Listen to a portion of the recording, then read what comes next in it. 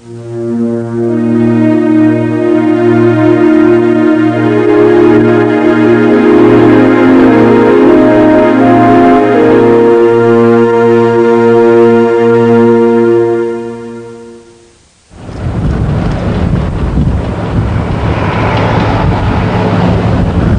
of modern trade and industry is dependent on a prosperous and efficient shipping industry.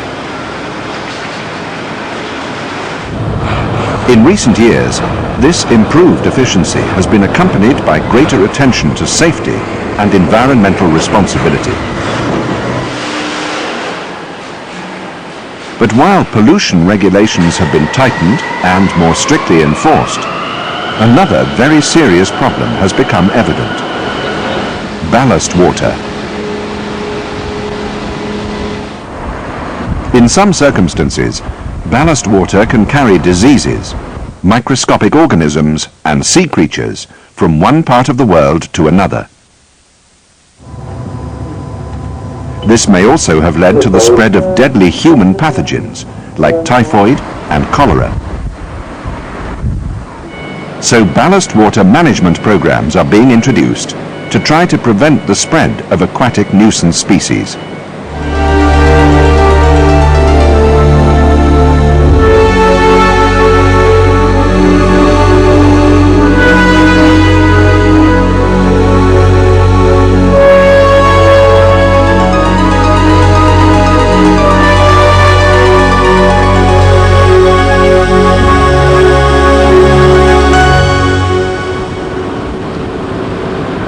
In this video and accompanying booklet, we will look at how ballast water can be managed at present and note the safety issues that must be addressed to ensure ship stability. Unlike garbage or oil, ballast water is not an obvious pollutant. Any contamination is not easily visible. So why should it have such a harmful impact on the environment? The problem arises from the huge quantity of ballast water moved around the world. In US coastal waters alone, vessels discharge over 57 million metric tons of ballast water each year. Even if only a fraction contains foreign aquatic species, it still adds up to an enormous number of organisms. And whilst other pollutants, even a major oil slick, can be cleaned up, once established, it is virtually impossible to get rid of an aquatic nuisance species. An ecosystem is the interaction between all the animals and plants that are local to that area and their environment. To remain viable, each ecosystem must maintain a natural balance between the competing species. If this balance is disturbed, then the results can be devastating. With so much concern about the environment, it has opened up an international debate. Ballast water as a problem has only been identified probably in the last 10 years. Our objective at IMO is to introduce international regulations so that there is one set of rules which will apply throughout the world.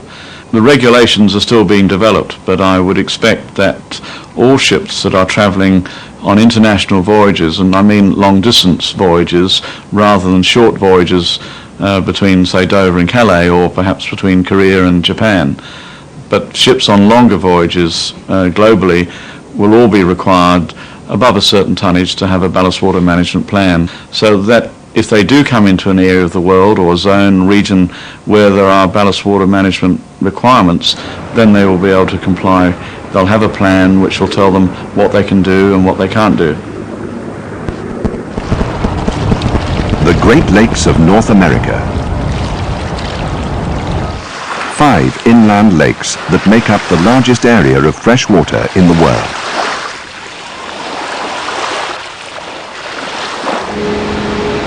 Connected by a series of waterways to the Atlantic Ocean, it is the industrial and agricultural heartland of the USA and Canada.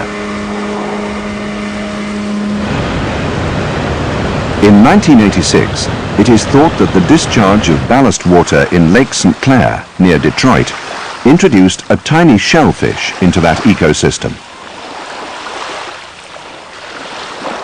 Dreissena polymorpha, the zebra mussel, is a native of Europe. Within the space of only a few years, they were to have an enormous impact. With few natural predators, zebra mussels have changed the biological balance in the area. They now threaten both the local shellfish and the commercial freshwater fisheries. Zebra mussels build colonies on any available hard surface. Massive numbers of these shellfish group together. And if their chosen site is a water intake for a power station, they will soon block it entirely.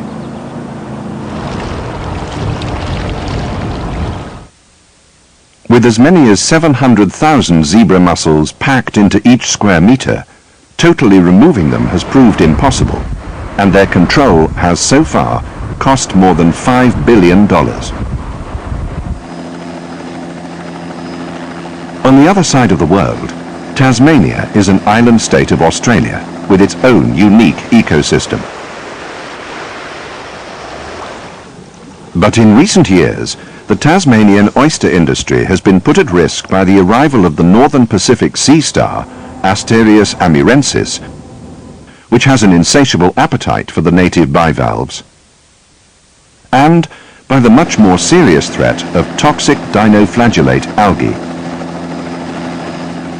Dinoflagellates, usually visible as a red tide when the build-up is severe, cause various forms of shellfish poisoning, which also pose a major health risk to humans. In Australia and New Zealand alone, production worth tens of millions of dollars has been lost, and many people have died. The Black Sea was once home to a thriving fishing industry that is now in serious decline. Pollution is a major factor, but it was the accidental introduction of the comb jelly, a kind of jellyfish, that all but closed down the local fisheries. From its arrival in the mid-1980s, the comb jelly population rose dramatically. Within a short space of time, the comb jelly became a major contributor to the decline of the anchovy catch. From 650,000 tons a decade ago, there is a mere 15,000 tons caught today. Without a fishing industry, boats are laid up, and the region now has severe unemployment. The experiences of the Great Lakes, Tasmania, and the Black Sea show that if a species arrives and becomes established where it has no natural predators, then chaos ensues. The economic costs of aquatic nuisance species are clearly in the billions of dollars, and the key thing that makes aquatic nuisance species quite different from other nuisance species is that it is, once they've established, it is almost virtually impossible to overcome the problem, to manage the problem, certainly to totally eliminate the risk, and that establishes them as quite different from any of our well-known terrestrial pests. My country, and indeed many others, think that we all have an obligation to the future, and therefore that we need to act in a responsible manner, that we are protectors of the environment and should take whatever action is necessary in that regard. We now know enough about the ballast water problem to be able to do that. We have a particular affinity with the sea, both in my country and in many other countries, and therefore we think that it's essential that we protect the marine environment. That's what ballast water management is all about. Ballast water is an essential part of vessel safety, helping to keep the vessel trim and stable and the propeller underwater when the ship is not loaded.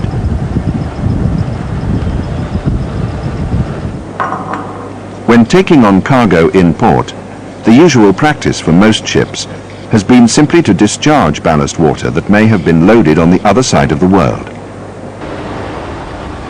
But because this may introduce unwanted marine life, in some areas the practice is no longer acceptable. The solution is to handle the ballast water in accordance with the Ballast Water Management Plan, which should follow the IMO guidelines on this subject.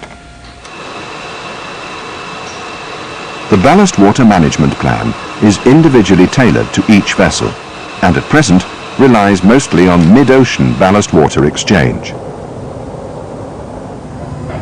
Exchanging ballast water at sea must always be undertaken with extreme caution. The master will only authorize it if the conditions at sea allow it to be completed safely. The specific methods will vary from ship to ship and will be laid down in the vessel's operational procedures.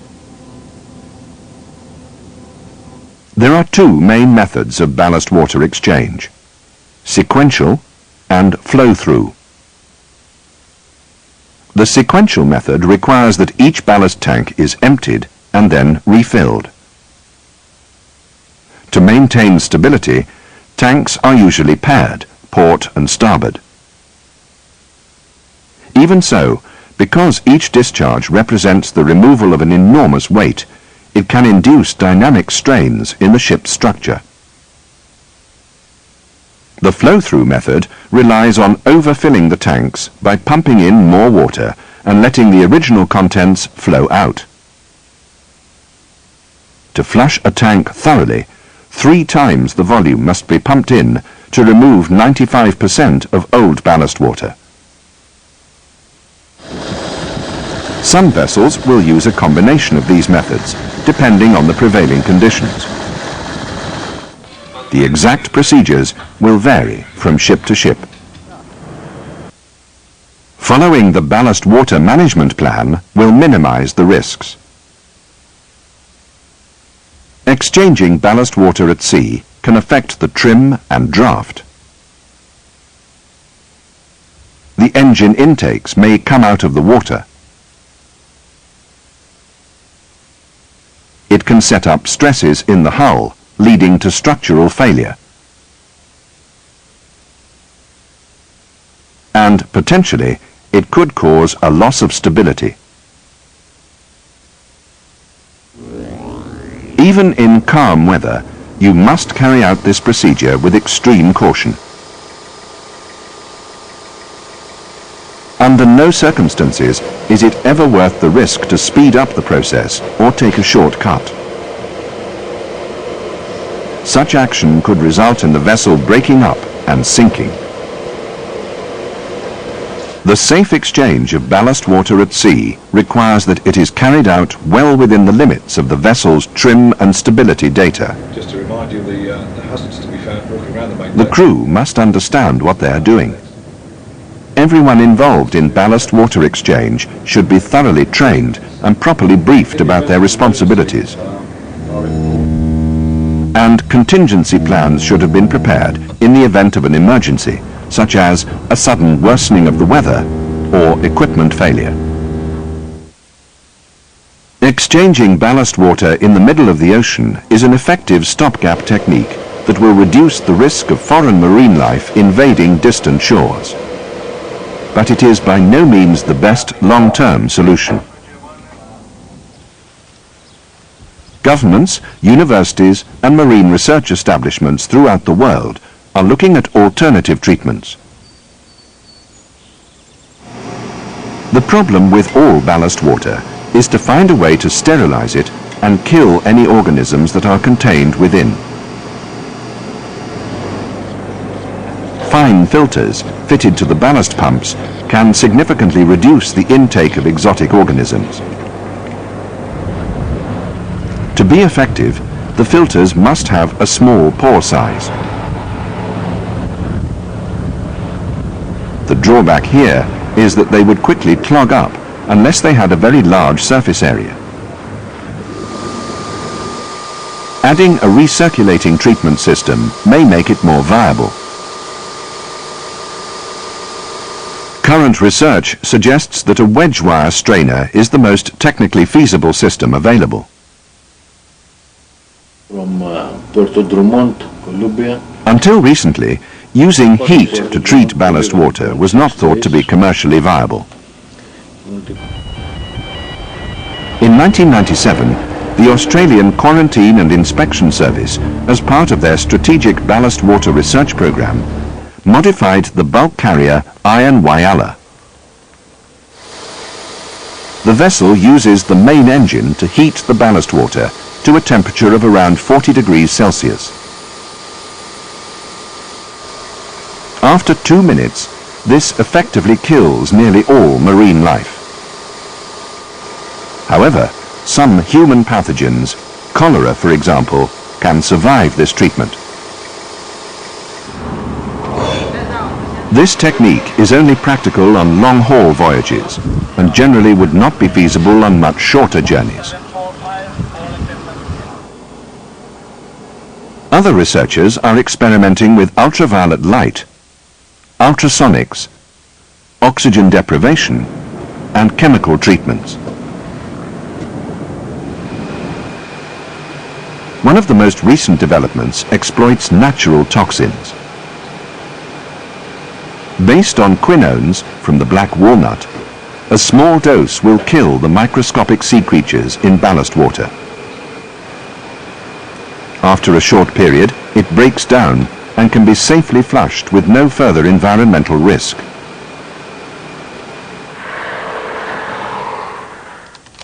Some countries have already passed laws, and the International Maritime Organization is preparing globally acceptable regulations covering ballast water.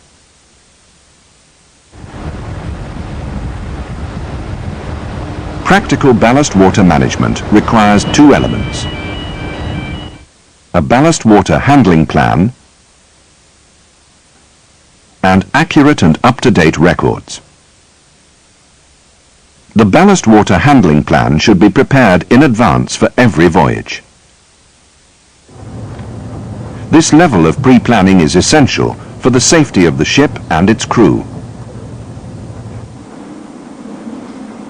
Because there is a lack of agreed international standards and few harmonized rules, the plan will consider factors as diverse as the specific requirements of each port state control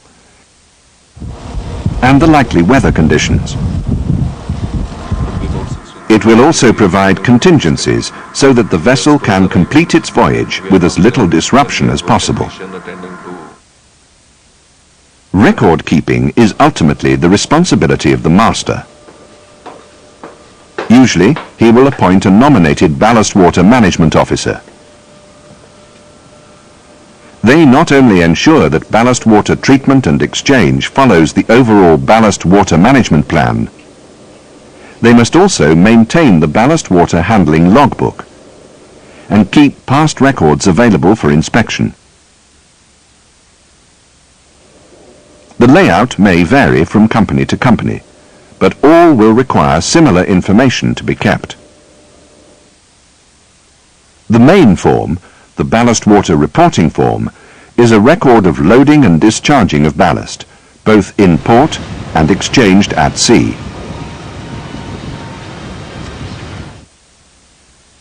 Part 1 lists information about the vessel: name, type, IMO number, owner, and gross tonnage. Part 2 shows the total ballast water on board and the total ballast water capacity. Part 3 specifies the number of ballast tanks on board, how many are in ballast, and the number of tanks exchanged. Part 4 is a detailed history of the ballast water. It includes the tank type, the date, port or the exact latitude and longitude, the volume, the water temperature at the time of the uptake. For exchange, the sea height, and at discharge, the salinity of the ballast water. This information is a legal requirement in a growing number of countries. With the availability of new methods, some nations are introducing ways to check that the ballast water uptake and discharges recorded in the log are indeed correct. The importance of the records and data as to how a vessel's managing its ballast water is very important to the regulatory authorities. Port State Control officers, when they come on board, can review this information, get an idea as to what the vessel's ballast water management practices have been, to verify whether or not a exchange has been conducted. And we also are using this information to develop future legislation, regulations, and to develop our ballast water management program within our country. So the more accurate the information is that the master provides and is able to make available to us, the better decisions we should be able to make in the future concerning what regulations and what steps are needed to address ballast water management. Failure to comply may lead to penalties and loss of revenue for the shipping company. The vessel may be required to retain her ballast and load less cargo. The ship may not be allowed to dock. She may be forced to go out to sea and exchange her ballast water. And there is always the risk of a heavy fine or even imprisonment. To avoid such penalties and to prevent the unforeseen ecological and economic catastrophes that can occur from the introduction of harmful species into new environments, ballast water management will become a widely used procedure for seagoing vessels of all kinds. Its safe management will be an essential part of good ship operation.